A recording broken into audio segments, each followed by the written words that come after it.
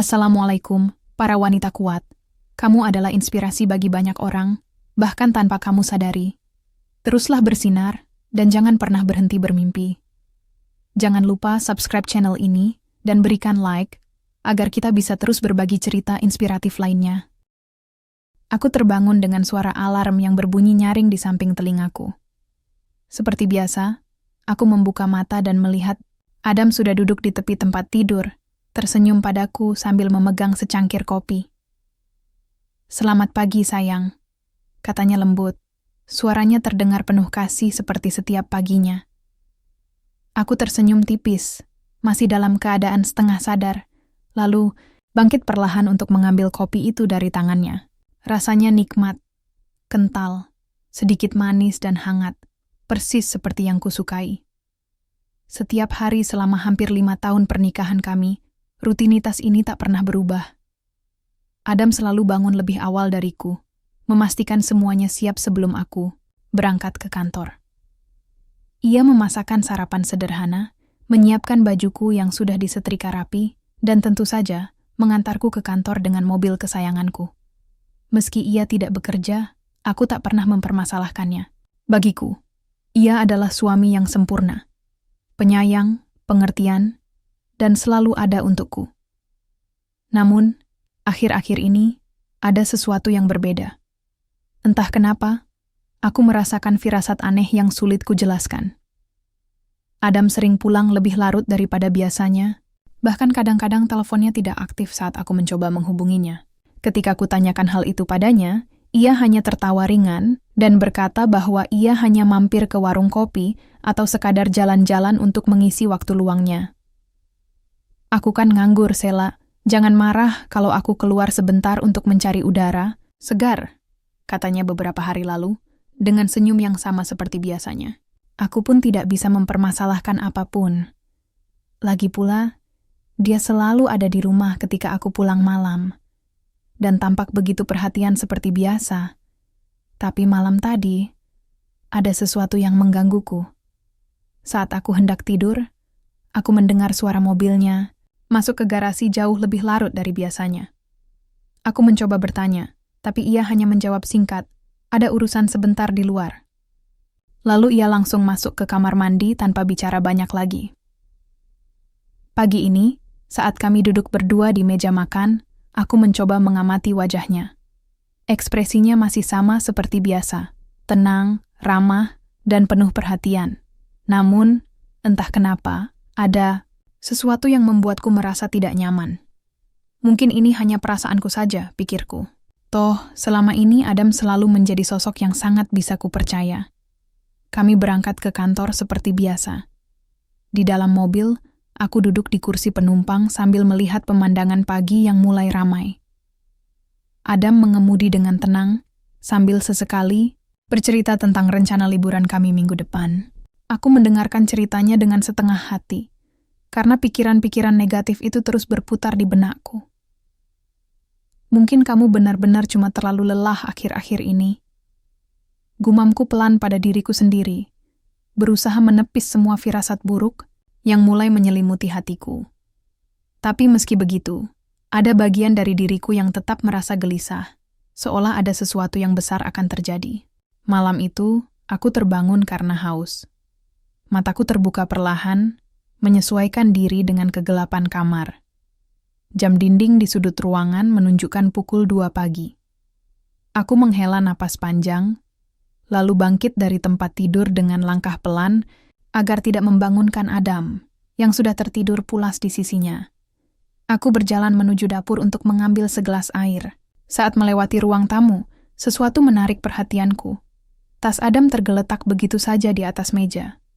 Tas itu biasanya ia simpan rapi di lemari setelah pulang kerja, atau setelah keluar rumah, tepatnya. Tapi malam ini, tas itu tampak seperti dilempar begitu saja, seolah-olah Adam sedang terburu-buru atau mungkin mencoba menyembunyikan sesuatu. Entah apa yang merasukiku, tapi tiba-tiba saja aku merasa penasaran. Aku selalu percaya pada Adam, tapi firasat buruk yang terus-menerus menggangguku akhir-akhir ini membuatku tidak bisa menahan diri. Aku mendekati tas itu, ragu-ragu, lalu membukanya perlahan. Di dalam tas, aku melihat barang-barang biasa. Dompet, kunci mobil, handphone, dan beberapa nota belanja. Namun, ada satu benda kecil yang langsung membuat jantungku berdebar kencang. Sebuah kotak plastik putih kecil tergeletak di dasar tas. Tespek. Aku mengambilnya dengan tangan gemetar. Mataku langsung tertuju pada hasil tes yang tertera di layarnya. 2 garis merah.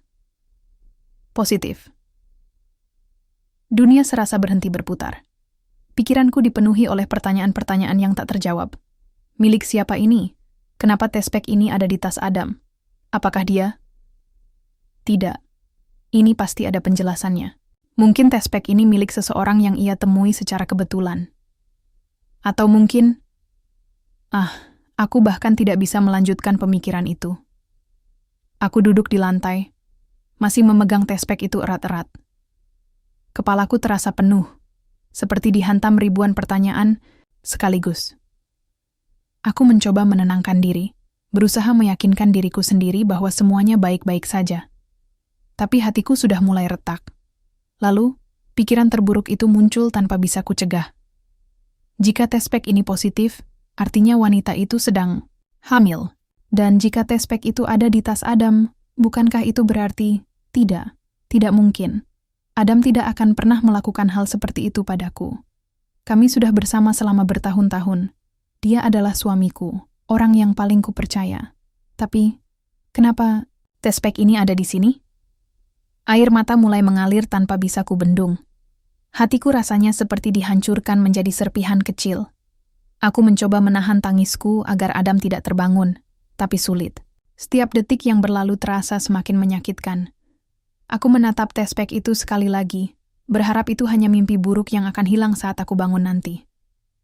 Tapi nyatanya, tespek itu benar-benar ada di tanganku, dingin dan nyata. Akhirnya, aku memutuskan untuk menyimpan tespek itu di dalam laciku. Aku tidak tahu apa yang harus kulakukan sekarang. Mengonfrontasi Adam? Tidak. Aku belum siap. Aku butuh waktu untuk memikirkan semuanya, untuk mencari tahu apa yang sebenarnya terjadi. Saat kembali ke kamar, aku menatap wajah Adam yang tampak damai dalam tidurnya. Rasanya seperti melihat 2 sosok yang berbeda.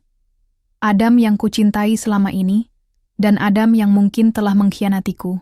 Matahari pagi mulai menyusup masuk melalui celah tirai.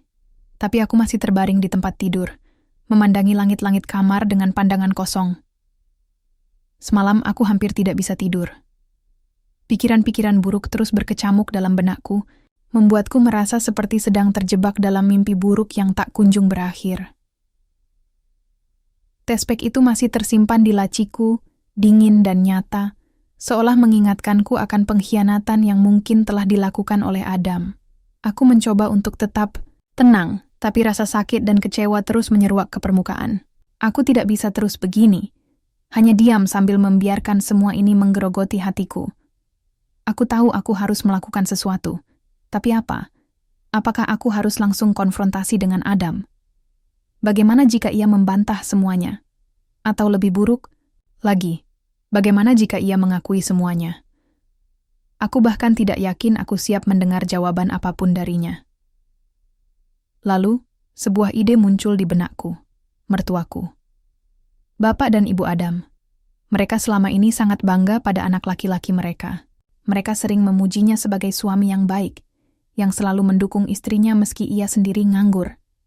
Jika mereka tahu tentang ini, apa yang akan mereka pikirkan? Aku ragu sejenak. Menghubungi mertua adalah langkah besar, langkah yang mungkin akan menghancurkan hubungan keluarga kami selamanya. Tapi aku juga tidak bisa menghadapi ini sendirian.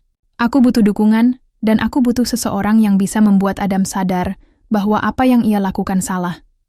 Akhirnya, aku memutuskan untuk melakukannya. Aku mengambil ponselku dan duduk di tepi tempat tidur, jauh dari Adam yang masih tertidur pulas. Tanganku gemetar saat aku mengetik nomor mertuaku. Setelah beberapa detik ragu, aku menekan tombol panggil. Teleponnya tersambung setelah beberapa kali nada dering. Di ujung telepon, aku mendengar suara lembut Ibu Adam. "Halo Sela," katanya, nada suaranya penuh kehangatan seperti biasa. "Halo Bu," balasku pelan. berusaha menjaga suaraku agar tetap tenang. Namun, entah kenapa, air mata mulai mengalir begitu saja tanpa bisa kubendung. "Ada apa, Nak? Kamu terdengar tidak baik-baik saja," katanya. Nada suaranya langsung berubah. Khawatir aku menarik napas panjang, mencoba menenangkan diri. Lalu, aku mulai berbicara, perlahan namun pasti. "Bu, ada sesuatu yang ingin aku bicarakan. Sesuatu yang penting." "Ada apa, Sela? Ada masalah dengan Adam?" Aku terdiam sejenak, mencari kata-kata yang tepat. "Iya, Bu. Ini tentang Adam. Dia selingkuh, Bu." Di ujung telepon, Ibu Adam terdiam cukup lama. Aku bisa mendengarnya menarik napas tajam. "Apa? Kapan? Bagaimana kamu tahu?" Aku menghela napas, lalu menceritakan semuanya. Tentang tespek yang kutemukan di tas Adam tengah malam tadi, tentang firasat burukku akhir-akhir ini, dan tentang rasa sakit yang kurasakan sekarang. Untuk memastikan bahwa aku tidak berbohong, aku bahkan mengambil foto tespek itu dan mengirimkannya lewat pesan. Beberapa detik kemudian, Ibu Adam mulai menangis pelan di ujung telepon. "Tidak mungkin. Anakku tidak mungkin melakukan hal seperti ini." "Buktinya ada di sini, Bu," kataku pelan, suaraku bergetar karena emosi. "Aku tidak tahu apa yang harus kulakukan. Aku hanya ingin tahu apa yang sebenarnya terjadi." Setelah beberapa saat Bapak Adam bergabung dalam percakapan, suaranya terdengar keras dan marah. "Kita akan datang ke rumahmu besok pagi. Kami akan membicarakan ini dengan Adam. Jika ini benar, dia harus bertanggung jawab." Aku lega mendengar kata-kata itu. Meski hatiku masih hancur, setidaknya aku tidak harus menghadapi ini sendirian lagi. Mertuaku berjanji akan menyelesaikan masalah ini, dan aku hanya bisa berharap bahwa kebenaran akan terungkap. Setelah telepon ditutup, aku duduk diam di tepi tempat tidur, merenungkan apa yang baru saja kulakukan. Aku tahu ini adalah langkah yang berat, tapi aku juga yakin bahwa ini adalah keputusan yang tepat. Adam harus menghadapi konsekuensi atas perbuatannya. Pagi itu, aku terbangun dengan perasaan cemas yang menggelayuti seluruh tubuhku. Matahari sudah tinggi di langit, tapi hatiku masih dipenuhi awan kelabu. Aku tahu hari ini akan menjadi salah satu hari paling sulit dalam hidupku. Hari di mana segalanya akan berubah untuk selamanya. Adam tampak tidak menyadari apa-apa. Ia masih tersenyum seperti biasa saat sarapan, mengajakku bercanda ringan tentang rencana liburan minggu depan. Aku hanya bisa tersenyum tipis, sambil berusaha menutupi kegundahanku. Aku tahu mertuaku akan datang sebentar lagi, dan aku tak sabar, sekaligus takut untuk melihat apa yang akan terjadi selanjutnya. Tepat setelah kami selesai sarapan, bel pintu berbunyi. Jantungku langsung berdebar kencang. Aku tahu siapa yang ada di balik pintu itu, mertuaku. Adam, yang sedang duduk santai di ruang tamu, tampak bingung ketika melihat orang tuanya datang lebih pagi dari biasanya. "Ada apa, Bu? Pak?" tanyanya polos, sambil bangkit dari kursinya untuk menyambut mereka. Namun, ekspresi wajah mertuaku langsung membuat suasana tegang. Bapak Adam melangkah masuk dengan langkah cepat, wajahnya muram dan matanya penuh kemarahan. Ibu Adam mengikuti di belakangnya, air mata masih mengalir di pipinya. "Apa ini maksudmu, Adam?" bentak bapaknya, suaranya keras dan tajam. Ia langsung melemparkan pertanyaan itu tanpa basa-basi, membuat Adam membeku di tempat. "Maksud Bapak apa?" tanya Adam, suaranya mulai terdengar gugup. Wajahnya berubah pucat, seolah ia sudah merasakan bahwa sesuatu yang buruk akan terjadi. Ibu Adam maju selangkah, tangannya gemetar memegang ponsel yang menampilkan foto tespek yang telah kukirimkan semalam. "Ini Adam, ini maksudku. Apa yang kamu lakukan pada Sela? Bagaimana bisa kamu melakukan hal seperti ini?" Adam menatap layar ponsel itu dengan mata terbelalak. Untuk beberapa detik, ia terlihat seperti kehilangan kata-kata. Lalu, ia mencoba membela diri. "Bu, Pak, aku bisa menjelaskan. Tidak ada penjelasan yang bisa membenarkan ini," potong bapaknya dengan marah. Suaranya begitu keras hingga membuatku merinding. "Kamu tega mengkhianati istrimu, menghancurkan rumah tanggamu sendiri, dan bahkan membuat wanita lain hamil. Apa yang salah denganmu, Adam? Aku hanya diam, berdiri di sudut ruangan sambil menyaksikan semua ini.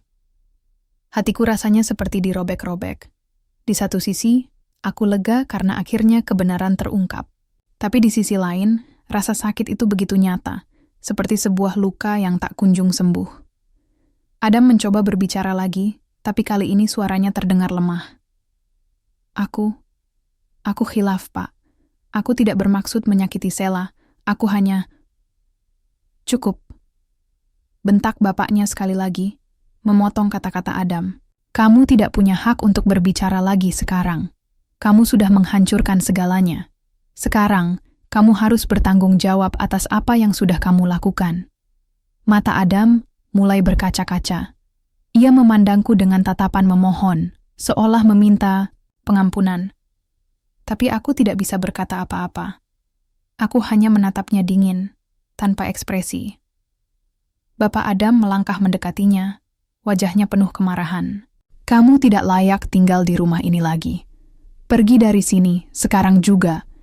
Dan jangan pernah kembali sebelum kamu benar-benar bertanggung jawab atas wanita itu dan anaknya. Ibu Adam menangis pelan, tapi ia tidak berkata apa-apa. Ia hanya mengangguk, setuju dengan keputusan suaminya. Adam tampak terpukul. Ia mencoba membela diri sekali lagi, tapi kali ini tidak ada yang mendengarkannya.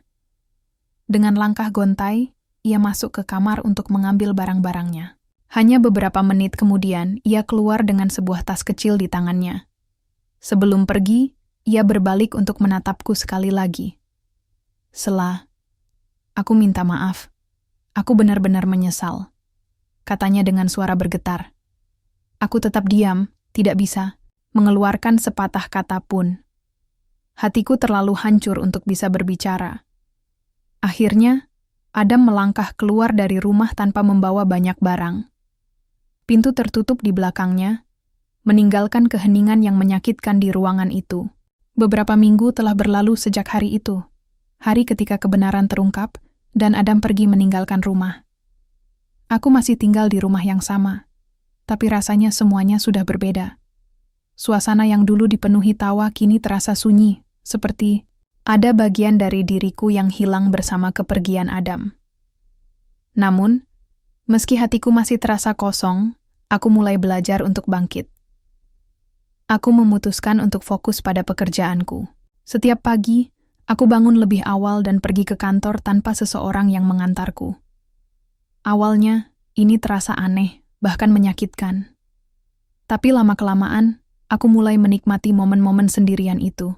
Di kantor, aku mencurahkan semua energiku pada pekerjaan, mencoba melupakan segala sesuatu yang telah terjadi.